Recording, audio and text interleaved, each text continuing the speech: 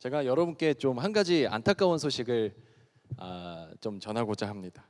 사실 제가 요즘 그 세상에서 가장 어렵다고 여겨지는 자격 시험 중 하나의 시험에 좀 준비 중이었어요. 그래서 그 시험을 지난주에 봤는데 제가 그 시험에서 제가 아쉽게도 탈락의 고배를 마셨습니다. 그건 바로 자동차 운전면허 1종 시험인데요. 저는 새삼 1종 운전면허 딴 지체들이 대단해 보이기 시작하더라고요. 저는 왜 운전하면서 클러치가 필요한지 아직도 사실 이해가 안 됩니다. 그래서 자꾸 그래서 안 되는 거인지도 모르겠는데 2종을 운전하고 다니지만 참 쉽지 않은 것 같습니다. 그래서 그렇지만 비록 탈락은 했지만 저는 탈락이라 생각하지 않고 합격하기 위한 또 하나의 방법을 경험하고 배운 시간이었다 이렇게 생각하기로 했습니다. 근데 그런 거 치고는 응시료도 비싸고 시간도 많이 걸려서 마음이 많이 아픈데 혹 시간이 되실 때 저희 1종 운전면허 시험에 합격을 위해서 기도해 주시면 감사하겠습니다. 사실 다른 이유가 아니라 우리 교회에서 사역을 하다 보면 스타렉스 운전이 꼭 필요해요. 그래서 10인 이상의 운전하기 위해서는 스타렉스를 운전을 해야만 하는데 여러분들을 위해서 열심히 하고자 하지만 몸이 안 따라주고 있습니다. 그래서 기도해 주시면 감사하겠습니다. 떨어진 사람이 하기에는 좀 그렇지만 여러분 운전을 잘하기 위해서는 무엇이 중요할까요? 운전을 잘하기 위해서는 바로 그때그때 신속 정확한 도로 상황에 따른 판단과 그에 해당하는 재빠른 그 기술, 숙련도가 필요하다고 합니다. 우리의 인생이 어쩌면 이 세상이라는 도로를 운전해 가면서 살아가는 과정이지 않을까 그렇게 생각해 보게 되었습니다. 인생을 살아가다 보면 길에서 운전하는 것처럼 많은 갈림길과 장애물들을 피해가면서 또 차선을 이탈하지 않고 목적지를 향해 안전하게 잘 달려가야 하잖아요. 그런 점에서 운전과 우리 인생은 참 많이 닮아 있구나 이렇게 생각할 수 있습니다. 그런데 제가 운전을 이제 하면서 보니까 만약에 운전을 하면서 지금은 내가 좀 급하니까 여기선 내가 한 번만 신호를 좀 위반하겠다 하고 누가 그렇게 말하거나 아니면 내가 지금 약속 시간이 많이 늦었으니까 지금 제한 속도가 좀 이렇게 있는데 내가 좀 지금만 좀 과속을 해서 좀 빨리 가보겠다. 이렇게 사람들이 하나둘씩 자기 상황에 따라서 운전을 하기 시작한다면 그 도로의 상황은 어떻게 될까요? 완전히 질서가 무시되고 사고가 아주 많이 일어나게 될 것입니다. 이렇듯 상황에 따라서 판단하게 되고 또 결정을 정당화하는 태도를 보통 우리가 상황 논리라고 합니다. 이 상황 논리는 어떤 행위의 기준이나 원칙이 없이 그냥 상황에 따라서 생각이나 또는 판단이 그 선택이 좌지우지되는 것을 우리가 보통 상황 논리를 적용한다, 상황 논리에 빠져 있다라고 말을 하는데요. 이 마치 코에 걸면 코걸이다, 귀에 걸면 귀걸이다 이렇게 우기는 것처럼 마치 모든 상황이 어쩔 수 없잖아, 이런 상황은 좀 그럴 수밖에 없는 거 아니야 라고 말하면서 절대적인 가치나 기준이 없이 그냥 상황에 따라서 매번 다른 경우들을 그냥 적용해 가면서 위기를 그냥 모면해 가듯이 살아가는 태도가 바로 이런 논리이지 않을까 싶습니다. 사랑하는 여러분, 저와 여러분이 살아가고 있는 오늘 우리의 이 세상은 사실 수많은 사회 문제들을 끌어안고 살아가고 있습니다. 사회 경제적으로 바라보면요, 우리 사회는 저출산과 또 불평등의 문제, 물가 상승과 환경 오염의 문제, 고용의 불안정성과 취업난, 또 사람들의 문화 속에는 우리 이기주의와 무관심, 그리고 이로 인한 인간 소외 현상, 그리고 편가르 위기와 분열 등으로 인해서 세대 갈등, 지역 감정, 성차별, 그리고 절대적 가치와 진리에 대한 추구보다 상대적인 또한 다원주의적인 가치에 대한 추구로서 이로 인한 신앙의 퇴보, 허무주의와 우울감, 열등의식과 사람에 대한 대상화, 목적화, 수단화, 그래서 악플, 왕따, 학폭, 데이트폭력, 묻지마 살인, 흉기난동 등 정말 많은 사회적 문제들이 우리 주변에 그냥 널려 있습니다. 정말 이루 말할 수 없는 많은 문제들이 또 차마 입에 담기 어려울 정도로 험악한 일들이 늘 우리 주변에 많이 일어나고 살아가고 있죠. 그래서일까요? 우리가 살아가고 있는 세상이 너무나도 문제투성이고 혼란스럽다 보니까요, 우리가 마치 모두 다 상황 논리에 빠져서 그냥 살아가는 것만 같습니다. 너무나도 혼란하기 때문에 변하지 않는 가치나 그런 진리는 없고 지금 당장 내가 살고 봐야 되지 않겠냐, 지금 내가 당장 좀 잘 여기를 모면해야 되지 않겠냐라는 마음이 많이 불쑥불쑥 생겨날 수밖에 없는 것 같아요. 그런 삶의 자세, 그리고 안타깝게도 그런 삶의 자세들은 저와 여러분 또한 이 세상에 그냥 섞여서 살아가다 보면 이러한 상황 논리에 빠져서 우리가 신앙인으로서의 중심과 기독교적인 가치로 살아내지 못하고 같이 휩쓸릴 때가 너무나도 많지 않던가요? 이 상황 논리의 문제에 빠져 있는 것은 다른 어디 멀리 있는 사람들이 아니라 바로 저와 여러분이 살아가면서 수없이 반복할 수 있는 문제라는 것이죠. 오늘 바울의 태도를 통해서 과연 믿는다고 하는 성도라면, 그리스도인이라면은 어떤 가치들을 최우선적으로 여겨야 하는가 굉장히 잘 드러나 있기 때문에 이 본문을 통해서 함께 나눠보고자 합니다. 먼저 첫 번째 태도는 그 상황 안에서 자유를 누리는 자세입니다. 오늘 우리는 본문에 나타난 바울과 실라가 처했던 상황부터 한번 살펴볼 필요가 있습니다. 먼저 바울과 실라는 지금 감옥에 갇혀 있어요. 그들이 감옥에 갇히게 될 때의 상황을 보다 상세히 살펴보면 23절과 24절 말씀입니다. 그래서 이 명령을 받은 부하들이 그들에게 매질을 많이 한 뒤에 감옥에 가두고 간수에게 그들을 단단히 지키라고 명령하였다. 간수는 이런 명령을 받고 그들을 깊은 감방에 가두고서 그들의 발에 착고를 단단히 채웠다. 그들은 왜 갇히게 됐냐면요, 점을 치는 귀신 들린 한 여인이 있었어요. 근데 이 귀신 들린 그 여인을 귀신으로부터 자유롭게 해주었다는 이유로 이제 더 이상 점을 칠 수가 없게 되니까 금전적 손실이 발생한 그 여인의 주인들에게 고발을 당하게 됩니다. 그래서 바울과 실라는 도시를 혼란하게 하고 나쁜 풍속을 전파하였다라는 그 혐의로 인해서 심한 매질을 당하고 깊은 감방에 갇히게 돼요. 저는 절망적인 우리 상황이, 우리 삶의 상황이 절망적이다 이렇게 볼 수 있는 세 가지 요소를 다음과 같이 좀 뽑아봤는데요. 우리가 상황이 절망적이다라고 말할 때 첫 번째는 그 문제가 굉장히 당위성이 없을 때, 두 번째로는 문제가 굉장히 심각할 때 그 강도가, 그리고 세 번째는 극복 가능성이 전혀 없을 때 우리는 그 상황들을 좀 절망적이다라고 할 수 있지 않을까요? 먼저 그 문제의 당위성이 있는가 없는가입니다. 쉽게 말해서 지금 나에게 일어나는 이 문제가, 이 상황이라는 이 어려움이 설명이나 이해가 가능한가 가능하지 않은가, 그것이 중요할 것 같아요. 절망적인 경우는 문제가 일어난 원인을 모르거나 나의 잘못으로 인한 일이 아닐 때 굉장히 절망적이지 않던가요?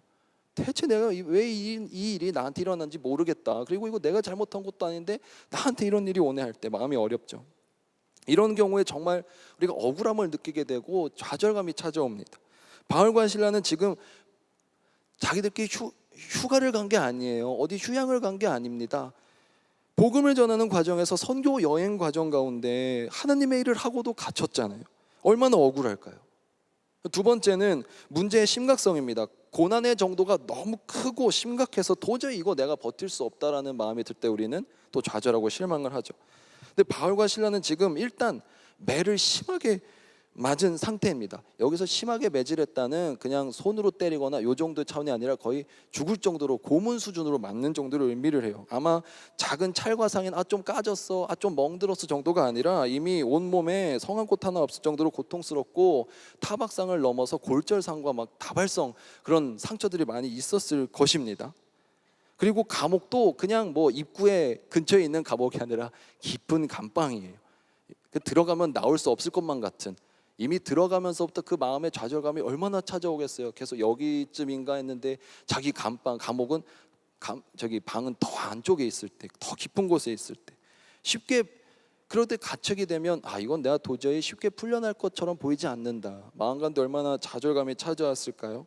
그리고 세 번째로, 그래 뭐 일단 이해할 수 없는 일이 나에게 벌어졌어. 그리고 이 일이 나한테 너무나도 심각하게 고통스러워. 그렇지만 내가 여기서 뭐라도 해볼 수 있겠다, 내가 좀 발버둥 쳐보고 노력해봐서 극복할 수 있겠다라는 마음이 들면 그래도 좀 버틸 수 있을 거예요. 세 번째로. 그런데 이 세 번째 극복 가능성이 지금 전혀 없는 상황이죠. 지금 이 바울과 실라는 깊은 감방 안에서 신체가 자유한가요? 자신들의 어떤 그런 구제를 위해서 뭔가 활동을 하거나 새로 건강을 잘 지켜낼 수 있을 만한 상황이 전혀 아니고 구속되어 있어요. 24절에 보면은 착고가 단단히 채워져 있다고 합니다. 그들은 그 감옥 안에서 그냥 그저 발이 묶여 있는 채로, 굉장히 몸이 부자유한 채로 그냥 누워서 그냥 있을 수밖에 없는 굉장히 절망적이고 답답한 상황이었던 것이죠. 이 절망적이다 할 수 있는 상황들의 요소들을 다 갖고 있다고 보여져요. 지금 어떤 내가 잘못해서 들어온 것도 아니고, 그렇다고 이 문제가 내가 견딜 수 있을 만한 정도의 아픔도 아닌 것 같고, 그리고 내가 여기서 어떻게 상황을 좀 벗어날 수 있을 만한 그런 노력을, 어떤 회복 가능성도 전혀 없을 만 같은 깊은 감방에 매질을 맞은 뒤에 갇혀 있는 상태. 삶을 살아가다 보면 이 감옥에 갇힌 바울과 실라의 그 상황처럼 억울하고 힘들고 답답한 순간들을 우리가 맞이하게 됩니다. 이건 도저히 내가 견뎌낼 수 없을 것 같다, 이거는 정말 답이 없어 보인다 하는. 근데 여기서 주목해야 하는 것은요, 바울과 실라는 그러한 상황 가운데에서 그들이 무엇을 했는가입니다. 그들이 슬퍼했나요? 그들이 좌절했나요? 하나님을 욕하고 이제 믿지 않겠다 했나요? 아니요, 그들은 오늘 말씀이 분명히 말하고 있습니다. 기도하면서 하나님을 찬양하는 노래를 불렀다 말하고 있습니다. 사도행전 16장 25절 말씀, 한반쯤 되어서 바울과 실라가 기도하면서 하나님을 찬양하는 노래를 부르고 있는데 죄수들이 듣고 있었다. 아멘. 심한 매를 맞은 후의 고통과 발목에 채워져 있는 착고의 고통으로 인해서 그들은 아마 잠을 이룰 수 없었겠죠. 잠이 왔을까요? 너무 아프면 잠도 안 오잖아요. 근데 그들은 그렇게 깨어있는 중에 하나님을 원망하는 것이 아니라 오히려 찬양하고 있습니다. 만약 그들이 상황에 집중했다면요, 자신들의 겪고 있는 지금 절망적인 상황의 요소들에 집중했다면 절대로 이렇게 하지 못했을 거예요. 하나님을 원망하거나 나 선교사 괜히 했다, 그런 회의감에 빠져 있었겠지만, 그들의 관심사가 전혀 다른 곳에 있었기 때문에, 그들은 전혀 다른 곳에 집중하고 있었기 때문에 그들의 상황에서부터 자유로움을 느낄 수 있었으면 우리가 발견할 수 있어요. 사랑하는 여러분, 문제가 없기 때문에, 안 힘들기 때문에, 아무런 고통이 없기 때문에 우리가 자유함을 누리는 것이 아닙니다. 상황에 집중하는 것이 아니라, 문제에 집중하는 것이 아니라 하나님에 집중할 때, 세상에 집중하는 것이 아니라 하늘나라의 소망에 집중할 때 온전한 자유가 우리의 가운데 임할 줄로 믿습니다. 여기서 이들의 찬양을 다른 죄수들이 들었다라고 언급되어 있어요.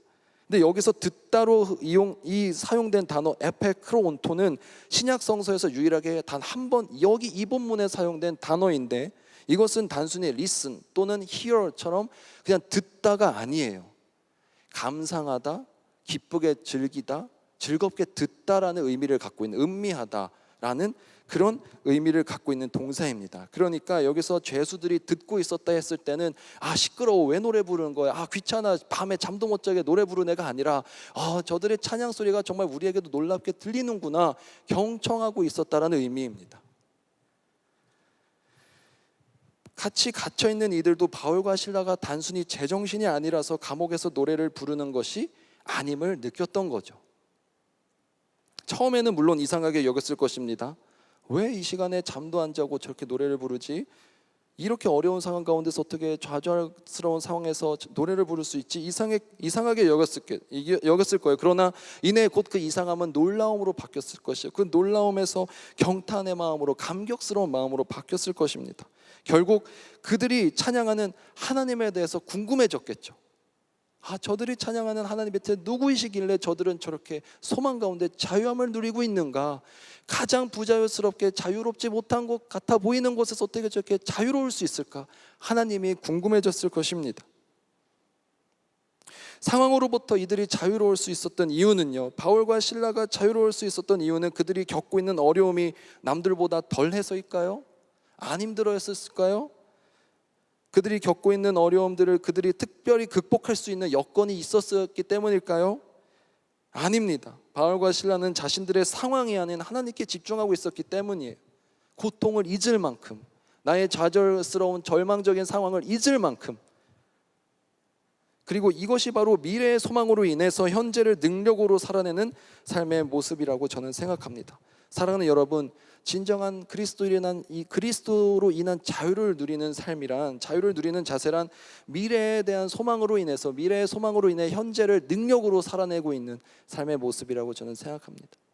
사랑하는 여러분, 여러분 삶 가운데 많은 어려움과 고통이 물론 있죠. 지금도 여러분들이 주저앉고 싶을 만큼 도저히 극복할 수 없을 것만 같아 보이는 많은 문제들이 있겠지만, 문제가 크면 클수록 우리는 오히려 하나님께 더 집중해야 한다는 것을 기억하셨으면 좋겠습니다. 하나님을 더욱더 붙잡으십시오. 고통이 잊혀질 만큼, 하나님을 더욱더 소망하십시오. 좌절이 없어질 만큼, 그럴 때 우리에게 진정한 자유가 임할 줄로 믿습니다. 사도 바울은 감옥이라는 비참한 환경 속에서도 꿋꿋하게 다음과 같이 말하는 것을 볼 수 있습니다. 빌립보서 3장 13절부터 14절까지의 말씀입니다. 형제들아, 나는 아직 내가 잡은 줄로 여기지 아니하고 오직 한 일, 즉 뒤에 있는 것은 잊어버리고 앞에 있는 것을 잡으려고 표대를 향하여 그리스도 예수 안에서 하나님이 위에서 부르신 부름의 상을 위하여 달려가노라. 감옥에 갇혀 있을 때 쓴 말입니다. 그리고 그가 감옥에서도 좌절하지 않고 고통을 이겨내며 달려갈 수 있었던 이유는 바로 모든 고통을 뛰어넘을 만큼 놀랍도록 하나님께 집중하고 있었기 때문입니다. 표대를 향하여서, 표대를 향하여서. 여러분들의 삶이 힘들다고요, 여러분의 삶이 좌절스럽다고요, 절망 가운데 있다고요, 그러면 그럴수록 하나님께 더욱더 집중하십시오. 표대를 향하여 달려가십시오. 그것만이 오히려 우리가 삶 가운데 자유를 누릴 수 있는 것입니다. 학점이, 입시가, 취업이, 건강이, 연애가, 결혼이 여러분들의 발목을 잡고 여러분들을 무너뜨리려면 하면 할수록 나에게 부족한 것들에 집중하는 것이 아니라, 나의 삶의 문제들에 집중하는 것이 아니라, 나에게 없는 것에 집중하는 것이 아니라, 나에게 절망스러운 것에 집중하는 것이 아니라 하나님을 바라보십시오. 말씀을 읽고 기도를 하고 찬양을 부르십시오. 오히려 하나님께 집중하는 삶에게 다른 모든 고통을 능히 이길 수 있는 놀라운 자유를 허락해 주실 것임을 소망하는 저와 여러분이 됐으면 좋겠습니다. 사랑하는 엑저브리지 여러분, 저와 여러분의 삶의 상황이 힘들고 어려울수록 우리가 더욱더 하나님을 바라봅시다. 미래를 꿈꿔봅시다. 부정적인 현실주의가 아닌 주님으로 인한 소망의 현재주의자로 살아갑시다. 무엇인가 안 된다, 불가능하다 따져보고 이리 재고 저리 재고 하는 것이 아니라 오늘 하루 현재를 충실하게 감사함으로 살아낼 수 있는 현실주의자들이 아니라 현재주의자로 살아가십시오. 두 번째 필요한 자세는 상황에서의 질서를 지켜야 한다는 것입니다. 자, 바울과 실라가 감옥에서 찬양을 부르고 있을 때 갑자기 지진이 나면서 옥문이 열리고 창고도 풀리게 돼요. 정말 놀라운 일이죠. 생각지도 못한 일로 인해서 자신들의 삶의 문제가 해결되었습니다. 누가 예상이나 했을까요?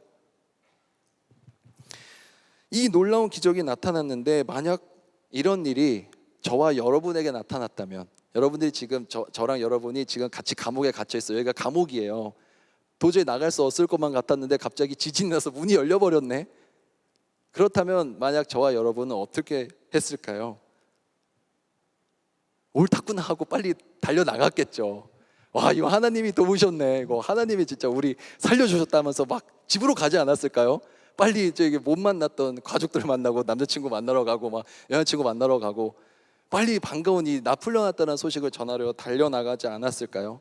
그래, 이건 정말 주님이 하셨다고밖에 할 수 없어. 아, 주님이 나를 풀어주신 거야, 이렇게 생각하면서요. 근데 감옥을 지키던 간수의 생각도 그러했던 것 같습니다. 27절 말씀을 보면요, 간수가 잠에서 깨어서 옥문들이 열린 것을 보고는 죄수들이 달아난 줄로 알고 검을 빼어서 자결하려고 하였다, 이렇게 나와 있습니다. 여러분, 지진과 같은 큰 자연재해가 발생했어요. 생각지도 못한 일이 나타난 거예요. 감옥이 통제 불능 상태가 되면 그럼 재소자들이 도망가는 건 당연한 거겠죠. 상식적인 생각입니다. 그래서 책임을 물을까 봐, 이제 책임을 물은 것이 두려워서 간수는 스스로 목숨을 끊으려고 해요. 그런데 이때 갑자기 감옥 저 안쪽에서 외치는 소리가 들립니다. 그만두시오, 우리가 다 여기 있어.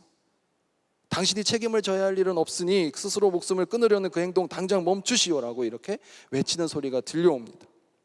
자, 여기서 모두 또는 전체를 의미하는 이 하판테스가 사용된 것을 보아서 바울과 실라가 둘만 남았는데 우리 모두가 여기 있어, 이것이 한 것이 아니라 다른 죄수들도 다 그대로 풀려났지만 나가지 않고 있었던 것을 볼 수가 있습니다. 그리고 이 다른 죄수들이 함께 머물러 있었던 이유는요, 그들이 너무 놀래가지고 갑자기 몸이 안 움직여져가지고 도망치지 않고 있었을까요? 또는 이대로 도망쳤다가 다시 잡히면 어차피 더 크게 혼날까봐, 더 크게 처벌받을까봐 두려웠을까요? 저는 그런 이유들보다도 바울과 실라에게서 이미 그들의 찬양을 들었잖아요. 듣고 있었잖아요. 상황을 뛰어넘어서 자유를 누리는 그들의 삶의 자세에 뭔가 더 있을 것이다라는 기대감이 있지 않았을까요? 뭔가 다른 것을 보지 않았을까요? 이들도 도망치지 않을 때 이들은 뭔가 다르구나 하면서 느끼지 않았을까요? 바울과 실라에게서 상황에 대한 남다른 자세가 있다는 것을 보았기 때문에 그들을 따르기로 결정했기 때문에 도망치지 않고 있었다라고 저는 확신합니다. 사랑하는 여러분, 여러분이 지금 얼마의 돈이 필요한 상황이라고 가정해 봅시다. 그래서 하나님께 간절히 기도를 했어요. 뭐 100만 원이든 1000만 원이든 물질의 그 어려움을 채워달라고, 돈을 좀 준비해 달라고, 이 물질이 꼭 필요한 상황이니까 도와달라고 막 특별 새벽기도 나와서 기도하고 막 그래, 막 그러고 있었던 상황이었는데, 갑자기 길을 가고 있는데 특별 새벽기도 이제 끝나고 컵라면 하나 우유 하나 먹고 이제 집에 돌아갔는데 갑자기 눈앞에 돈가방이 떨어져 있는 거예요. 딱 가방을 열어봤더니 내가 기도했던 액수네. 내가 500만 원을 기도하고 있었는데 딱 가방 안에 500만 원이 있었어요. 자, 그렇다면 여러분은 이 돈가방을 주게 되었을 때 이것을 어떻게 받아들여야 할까요? 아, 하나님이 물질의 어려운 가운데 있는 나에게 드디어 구원의 손길을 내밀어 주셨구나, 이 돈은 나의 것이구나 하고 들고 가야 할까요? 아니요, 저는 그렇게 생각하지 않습니다. 빨리 경찰서에 분실물 신고해야죠. 그건 내 돈이 아니잖아요. 그렇다면 만약에 500만 원, 1000만 원이라는 거액이 아닌 만 원짜리라고 생각해 봅시다. 500원이라고 생각해 봅시다. 그럼 되나요? 바로 거기서 상황 논리의 함정이 있습니다. 내 것이 아닌 돈을 가져갈 이유는 없죠. 설령 내가 그 액수를 기도하고 있었다 할지라도 하나님께서는요, 다른 사람의 돈을 분실시키면서까지 우리에게 필요를 채워주시는 분이 아님을 저와 여러분 모두 잘 알고 있잖아요. 바울이 열린 감옥에서 도망치지 않은 이유는 하나님의 능력이 평가절하되는 것을 원하지 않았기 때문이에요.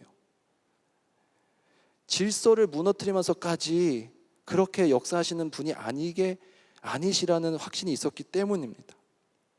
이 사건이 사람들에게 알려졌다고 한번 상상해 봅시다.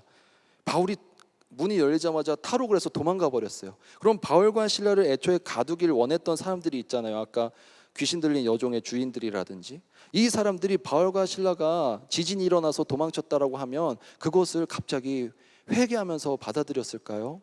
아니요, 오히려 그들에게는 이 사건을 접했을 때 은혜를 받는 것이 아니라 적개심만 더 품게 되었을 것입니다. 아, 이 사람들은 기회만 생기면 그냥 도망쳐버리는 사람들이구나. 아, 하나님이라는 사람은 우리 감옥을 그냥 부셔버리고 그냥 다 죄수들을 빼내가던 분이구나 라고 생각했겠죠. 근데 바울은 이 상황 가운데에서도 그 나름의 질서를 계속 지켜냄으로써 하나님을 그저 탈옥을 도와주시는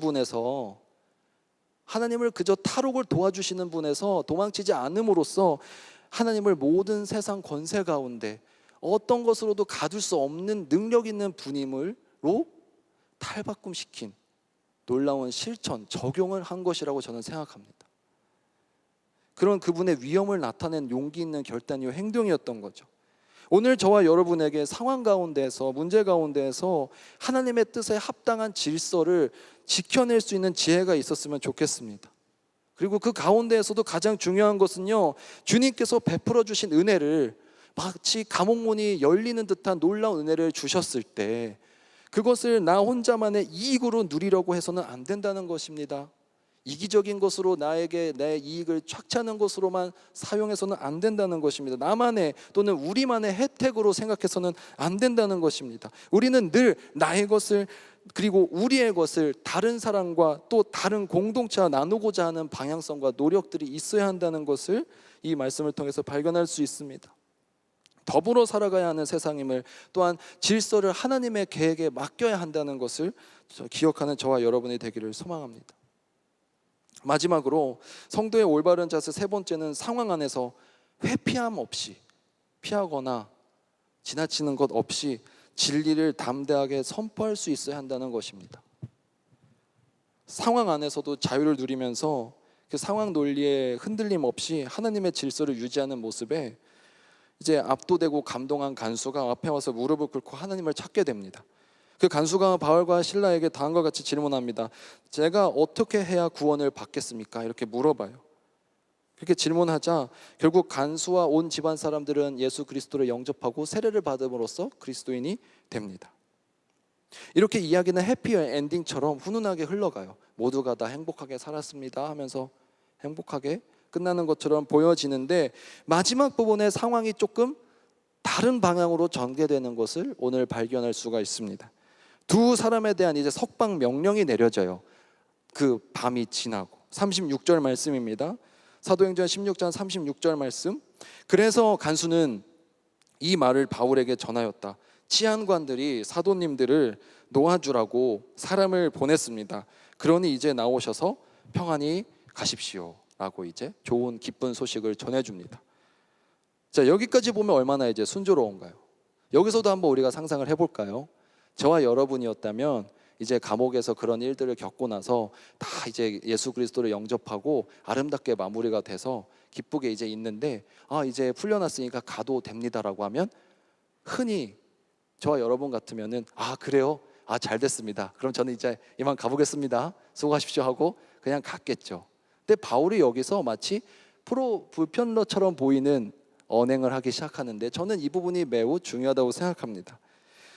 자, 여기서 중요한 언급을 하는 것을 볼 수 있어요. 바로 법 집행 과정에 대해서 이의를 제기합니다. 이 과정이 잘못되어 있다, 불합리하다라는 의의를 제기를 해요.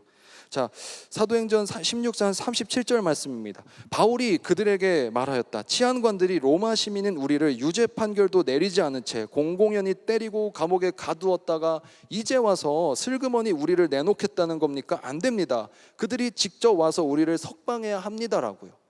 사랑하는 여러분, 여기에 중요한 상황에 대한 원리가 숨어 있음을 기억하셨으면 좋겠습니다. 우리는 진리를 지켜낼 수 있어야 되는 사람들이에요. 아닌 것을 아니라고 말하고 분명히 지적할 부분은 담대하게 지적할 수 있어야 되고 진리를 선포할 수 있어야 되는 사람들이란 말입니다. 여기서 가만히라고 번역된, 가만히 내어놓는다라고 번역된 헬라어 라드라는 비밀스럽게 몰래 한다는 뜻입니다. 그러니까 치안관들이 바울을 투옥하는 과정에서부터 석방시키는 과정까지 모두 정상적인 과정을 거치지 않고 사사로이 진행된 부분이 있었던 거예요. 그래서 이 부분에 대해서 바울은 자신이 겪은 이 부당한 처사에 대해서 강력하게 항의하면서 로마 시민인 자신에게 주어진 합당한 법 절차가 집행되어야 한다라고 주장하고 있는 것이죠. 자신의 로마 시민권을 지금 강조하고 있습니다. 그리고 바울이 여기서 우리라고 말하고 있는 것으로 보아 바울과 실라 모두 시민권자였던 것으로 보입니다. 그러니까 당시에 로마 시민권을 사칭하는 경우에는 최대 사형에 처할 수도 있었기 때문에 로마 시민이라고 바울이 주장하고 있는 것은 타당해 보여요. 아마 확실했을 것 같습니다. 그런데 그가 왜 처음부터 그러면 재판을 받거나 감옥에 갇히기 직전에 왜 로마 시민임을 스스로 밝히지 않았을까요? 그때 말했으면 더 쉬웠을 텐데. 바빠서요? 아니면 막 우물쭈물하다가?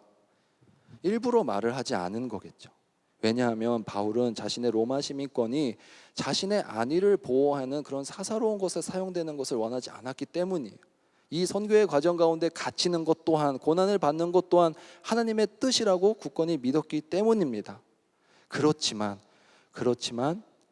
일이 아름답게 해결되고 하나님의 뜻에 의해서 은혜롭게 해결이 되어 갈 때 분명히 잘못된 부분은, 분명히 지적할 부분은 담대하게 말을 하는 이 용기, 이 자세가 또한 우리가 오늘 살펴봐야 될 세 번째 자세인 것입니다. 진리를 선포하는 자세.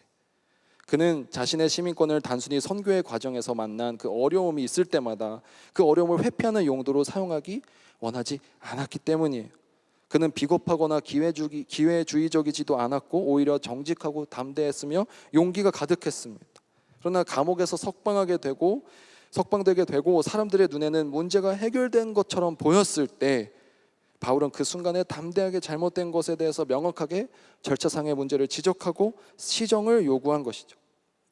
그러니까 이 역시도 모든 상황과 사건의 주인은 하나님이시라는 강력한 마음 가운데 확신이 있었기 때문에 가능했다고 보여집니다. 사람 앞에서, 상황 앞에서 나약해지거나 비굴해지지 않고 당당하게, 담대하게 진리를 선포할 수 있는, 하나님의 뜻에 따라 갈 수 있는 저와 여러분이 되기를 간절히 소망합니다. 치안관님들이 석방해 주셨다니 정말 은혜가 만극하네요. 감사하네요. 이제 돌아가 보겠습니다라고 말하는 것이 아니라 그들이 직접 와서 우리를 석방시켜야 합니다라고 요구할 수 있는 자세 또한 필요한 것이죠. 사랑하는 엑소브릿지 여러분, 세상 가운데 살아가면서 하나님의 뜻에 맞지 않는다고 생각되는 것들, 죄라고 생각되는 것들, 잘못됐다고 생각되어지는 것들 당당하게 선포하실 수 있어야 됩니다. 비겁하게 회피하거나 우물쭈물하는 것이 아니라 선포하실 수 있어야 됩니다. 그것이 진정으로 필요한 우리의 세 번째 자세임을 기억하십시오. 사랑하는 엑소브리지 여러분, 이제 말씀을 맺으려 합니다. 여러분이 잘 아는 작가이기도 한데요, 그 톨키인이라는 작가가 있습니다. 그가 이제 많은 저술 작업을 하다가 계속해서 그 글을 쓰는 단계에서 한계에 부딪혔나 봐요. 계속해서 좌절되고 절망이 찾아오니까 답답한 마음을 풀 겸, 혹시 작가는 작가였던 것 같아요. 답답한 마음을 풀려고 다른 걸 하는 게 아니라 짧은 글을 씁니다. 짧은 소설 하나를 더 단편을 쓰게 돼요. 기분을 전환할 겸 이 니글의 나뭇잎이라는 그런 소설 하나를 쓰게 됩니다. 이 짧은 이야기의 주인공 니글이 있어요. 이 니글은 벽에 그림을 그리고 색을 칠하는 그런 미술가였는데요, 이 니글이라는 사람이 가진 꿈이 있었습니다. 아주 크고 거대한 나무에 아름다운 열매들이 주렁주렁 맺혀 있는 그런 그림을 그리고 싶었다고 해요. 그런데 안타깝게도 니글이 이 나뭇잎 하나, 작은 나뭇잎 하나 그리고 생을 마감하게 됩니다. 그가 생각했던 원대한 계획은 이루어지지 못한 채 이제 죽게 된 거죠. 근데 이제 천국행 열차를 타고 이제 천국으로 가던 가정 가운데 앉아서 밖에 열차 그 창문 밖을 내다보는데 거기 어디서 익숙한 그림이 보여지더래요. 그래서 이제 뭔가 하고 어서 내려달라고 하고 가서 보니까 자기가 살아가면서 그 꿈꿨던 그 나무보다도 훨씬 더 크고 거대한 나무가 그려져 있고, 그 나무 가장 가운데에 자기가 처음에 그리기 시작했던 작은 나뭇잎 하나가 그려져 있었다라는 그런 짧은 이야기입니다.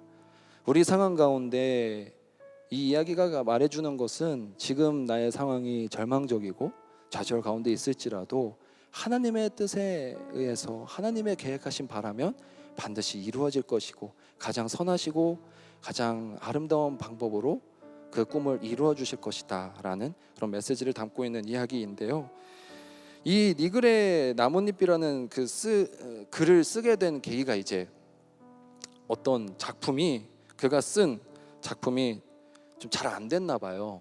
그래서 실패감이 크게 찾아와서 이 짧은 이야기를 쓴 거였거든요. 그가 이 실패라고 생각하고 좌절했던 그 작품이 무슨 작품인지 아시나요? 여러분도 저도 잘 알고 있는 반지의 제왕입니다. 반지의 제왕이 잘 안 된다고 생각해서 이제 니글의 이야기, 니글의 잎사귀라는 그 니글의 나뭇잎이라는 이야기를 쓰게 됐는데 결국에는 그의 가장 인생의 역작이 이제 그 탄생하게 된 것이죠. 사랑하는 여러분, 우리가 삶을 살아가다 보면요, 정말 우리가 큰 좌절을 경험하고 포기하고 싶은 상황들이 많이 찾아올 것입니다. 그렇지만 오늘 우리가 함께 나눈 이 바울과 실라가 감옥에서 겪어가며 보여주었던 그 삶의 세 가지 자세를 우리가 잘 기억하셨으면 좋겠어요. 저와 여러분이 고난에 집중하는 것이 아니라, 내가 갇혀있는 방을 집중하는 것이 아니라, 내 발에 채워져 있는 착고에 집중하는 것이 아니라 주님께 집중하심으로 자유를 누리셨으면 좋겠습니다. 주님을 바라봅시다. 문제를 바라보는 것이 아니라 그 문제 넘어서 역사하실 수 있는 주님을 바라보기를 소망합니다. 그럴 때 우리 가운데 참된 자유가 있을 것입니다. 그리고 주님께서 우리를 도와주실 때, 우리에게 큰 은혜를 베풀어 주셨을 때 그것을 너무 순간적인 성급한 판단으로 그 은혜를 다 잊어버리고 깎아먹지 말고 주변에 그 은혜를 같이 나누고 또한 질서를 지킬 수 있는 아름다운 지혜 또한 있었으면 좋겠습니다. 그리고 마지막으로 그 상황 가운데 벗어나게 되어 갈 때쯤, 상황이 끝나간다고 느낄 때쯤 방심하거나 마음을 놓아버리는 것이 아니라, 또는 상황 가운데 눈치를 보거나 그냥 지나쳐버리는 것이 아니라 예수 그리스도로 인한 참된 진리를 지켜내시는 그런 여러분들이 되셨으면 좋겠습니다. 오늘 이 세 가지 태도가 저와 여러분 가운데 있었으면 좋겠습니다. 시대가 너무나도 혼란하고 어렵습니다. 그리고 이 시대 가운데 희망이라고 할 수 있는 그래도 20대 젊은 청년들이라면 여러분들로 인해서 이 세상 가운데 그런 자유와 질서와 진리가 바로 서야 되지 않을까요? 세상 사람들이 똑같이 살아가는 것처럼 살아가지 마시고, 똑같이 감옥 안에 갇혀서 살아가지 마시고, 그 안에서 참된 자유를 누리며 질서를 지켜나가고 그 안에서 진리를 선포해내실 수 있는 정말 용기 있는, 또 아름다운, 그리고 강한 그런 모든 크리스천들이 되시기를 주님의 이름으로 축복합니다. 이렇게 기도하시겠습니다. 사랑하는 하나님 아버지, 우리 삶은 마치 감옥에 갇힌 것처럼 어려운 상황들의 연속입니다. 그러나 그 가운데에서도 모든 상황을 뛰어넘어 역사하실 주님을 신뢰하며 나아가오니 주여, 우리 가운데 참된 자유를 누릴 수 있는 마음 허락하여 주시고, 그 안에서도 하나님의 질서를 지킬 수 있는 마음과 또한 그 안에서도 하나님의 진리를 선포할 수 있는 담대함을 허락해 주셔서 우리가 세상 가운데 이 혼란하고 문제투성인 세상 가운데에서도 자유와 질서와 진리를 지켜낼 수 있는 아름다운 크리스천의 삶을 살아가게 하여 주시옵소서. 우리 삶을 모두 맡겨드리며 이 모든 말씀 우리를 사랑하시는 예수 그리스도 이름으로 기도드립니다. 아멘.